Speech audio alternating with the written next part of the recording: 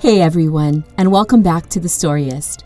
Today, our story is about a man who buys a new house, and his gut tells him to dig in the backyard. You won't believe what happens. Stick around to find out. Max began his garden as soon as he finished moving in. It was his favorite pastime, along with reading. He'd gardened with his father. Since childhood, he found it incredibly relaxing. He planned out where the flower beds would be and decided which parts he would excavate. He wanted an area for vegetables to grow, and he had fruit tree saplings he wanted to plant. Max admired his plans for a moment, then began to dig. Only a few minutes in, he hit something hard with his shovel. He wiped the dirt off it with his hands. It was made of concrete.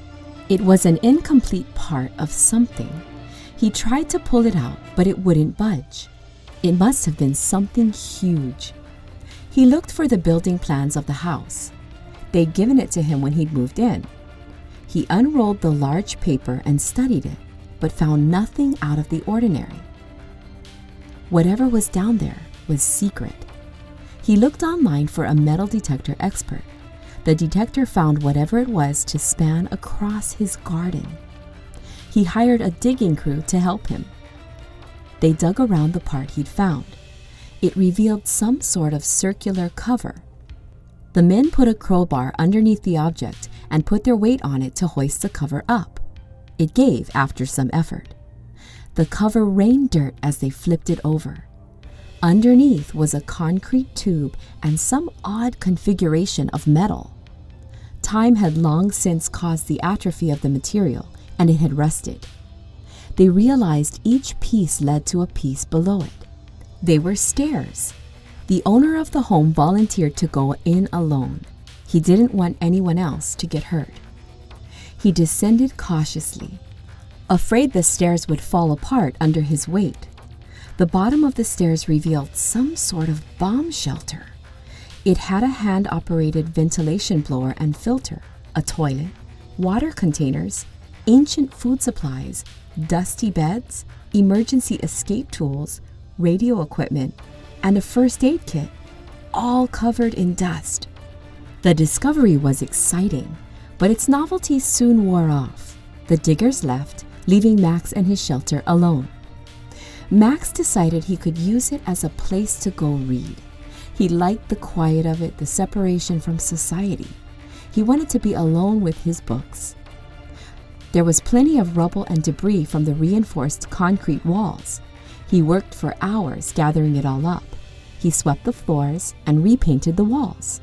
After that, he repoured the concrete and excavated the entrance. Next, he decided to explore the bomb shelter itself. The previous owner had left some reading materials down there. There were 20 or so books lined up neatly. He noticed they were all classics. He picked up George Orwell's 1984 to flip through its yellow pages. Max had loved reading that book in school, and many times since. He found its message particularly relevant, an exploration of human consciousness and the choices humans tend to make. He carefully turned each page, afraid they would rip. Becoming distracted by it, he sat on the old cot and began reading. He'd gotten through a quarter of the book when he came upon something strange. He turned the page to find the rest of the book had been cut out, and a key was inside. Max turned it over in his hand. On one side was inscribed, 1792. The previous owner had clearly been hiding something. This was more than just a bomb shelter. He looked around carefully for something the key could go into. He removed the books from the shelves, but found the area behind them to be empty. Where else could the person have hid something in the shelter? He looked through the emergency escape tools and first aid kit. He poured the water containers out too. Nothing yet. The only thing left was the radio equipment. He picked up the old radio and shook it. Oddly enough, he heard something hitting the sides. Max took a screwdriver from the toolkit and removed the covering, taking apart the radio. Inside were 3 gold bars. He was shocked. Max immediately thought they couldn't have been real. He drove to the nearby pawn shop and asked the front desk worker to examine them. They passed the acid test. They were pure gold. Max still had the mysterious key that hadn't gone to anything in the shelter. He looked up the date 1792, but didn't find anything noteworthy. He then wondered if it was an address. Most likely it was local. He looked up directions to the nearest 1792 and drove immediately. The house was dilapidated. It looked like no one had lived there in years. The wood was rotting, falling in on itself. The front lawn was unkempt, with long, uneven grasses. The windows were boarded up. He made his way to the front door and knocked. He called out, but no one answered. Max tried to use the key in the door, but it didn't fit. Driven by his curiosity, he kicked the door in. It gave easily. The floor was painted with red arrows. He followed them down into the basement. He used the flashlight from his phone to look around. It was an old library, filled wall to wall with books. There were so many that the shelves curved under their weight. Each layer of books led to more books behind it.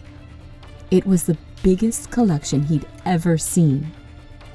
He still needed to find where the key fit. He walked slowly, studying each layer and shelf. On the sixth shelf, he found a black box behind a layer of books. He removed them respectfully, careful not to tear them or throw them down hard. It was a safe with a keyhole. He knew he'd found what he was looking for. The key clicked in with ease and the safe gave. It opened slowly, creaking. What was inside was overwhelming. He first noticed stacks of cash in hundreds, then more gold bars. He counted 6. There was a diamond necklace and an expensive pocket watch. He took it out to look closer. It had an opal back with a gold cover, and the inside was specked with diamonds at each number. He found 2 matching gold rings. He took out the stacks of cash and found something to be buried underneath. There laid a first edition 1984 in perfect condition.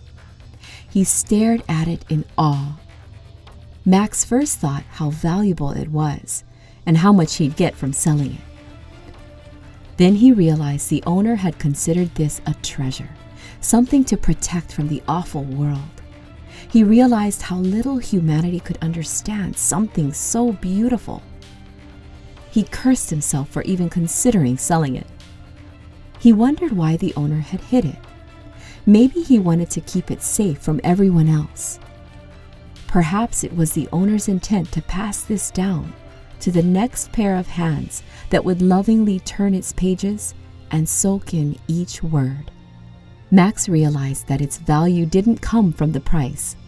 It came from the content, the important message hidden in its terrific story. Max knew he'd keep the secret. Thanks for listening to our story. If you want to hear any more amazing stories about amazing people, be sure to subscribe for more and hit that notification bell. If you like this video, be sure to comment and leave a like. See you next time.